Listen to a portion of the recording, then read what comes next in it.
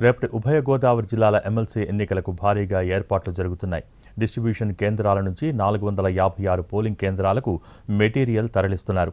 MLC ఎన్నికల నిర్వహణకు కట్టుదిట్టమైన భద్రతా ఏర్పాట్లు చేస్తున్నారు. ఇదే అంశంపై మరింత సమాచారాన్ని మా ప్రతినిధి శ్రీనివాస్ అందిస్తారు. జరగనున్న ఉభయ గోదావరి జిల్లాల పట్టభద్రుల ఎమ్మెల్సీ ఎన్నికల పోలింగ్ సంబంధించి భారీగా ఏర్పాట్లు జరుగుతున్నాయి. ఇక్కడ రేపు ఉదయం 8 గంటల నుంచి సాయంత్రం 4 గంటల వరకు కూడా పోలింగ్ సమయం ఉన్నది. ఈ రోజు చూసినట్లయితే ఈవేళ డిస్ట్రిబ్యూషన్ కేంద్రాల నుంచి పోలింగ్ కేంద్రాలకు ఎన్నికల సిబ్బంది సామాగ్రి తరలింపు కార్యక్రమాలు చేపట్టడం జరుగుతున్నది. ఇవన్నీ కూడా ఇక్కడ చూసినట్లయితే మొత్తం పోలింగ్ కేంద్రాల నుంచి కూడా ఈ అన్ని రూట్లలోని కూడా పోలింగ్ కేంద్రాలకు సిబ్బంది మెటీరియల్ తరలింపుకు సంబంధించి చేస్తున్నారు. ఇక్కడ రాజమండ్రి ఆర్ట్స్ కాలేజీ గ్రౌండ్లో ఇక్కడ సంబంధించి పోలింగ్కు సంబంధించిన మెటీరియల్ని ఇక్కడ పంపిణీ చేయడం జరుగుతున్నది. ఇక్కడ ఎన్నికల విధిలో పాల్గొనడానికి వచ్చిన వాళ్ళందరూ కూడా ఈ విధిలో ఇక్కడికి హాజరయ్యి ఇక్కడ పోలింగ్ మెటీరియల్ని తీసుకోవడం జరుగుతుంది.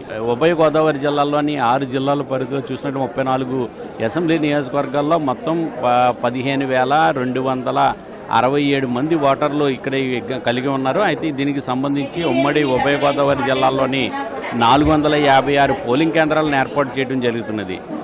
అయితే ఇక్కడ చూసినట్లయితే ఎమ్మెల్సీ ఎన్నికల్లో ప్రధానంగా 3 అభ్యర్థుల మధ్య త్రిముఖ పోటీ నెలకొన్నది. అయితే వీళ్ళు కాకుండా మొత్తం అభ్యర్థులందరూ కూడా పోటీ చేయడంతో అక్కడ బ్యాలెట్ పేపర్లు అంటే ఎక్కువ మంది 35 మంది ఉండడంతో దీంతో బ్యాలెట్ పేపర్లు కూడా ఇక్కడ చాలా పెద్దగా ఉండడం జరుగుతున్నది. ప్రతి బ్యాలెట్ అంటే దీనిలోని చూసినట్లయితే రేపు వీళ్ళందరికీ కూడా అంటే ఎవరైతే పట్టభద్రులు ఉన్నారో వాళ్ళందరూ కూడా తమ ఓటు హక్కును వినియోగించుకోవడానికి ఇక్కడ అవకాశం కల్పించడం జరుగుతుంది. అయితే ఇందులో ఎవరైతే వాళ్ళ పేర్లు నమోదు చేయించుకున్నారో వాళ్ళకి మాత్రమే ఇక్కడ ఓటు హక్కు కలుగుతున్నది. ఈ రకంగా చూసినట్లయితే మొత్తం 3,15,267 మంది ఓటర్లు ఉన్నట్లుగా ఇంతవరకు కూడా గుర్తించారు.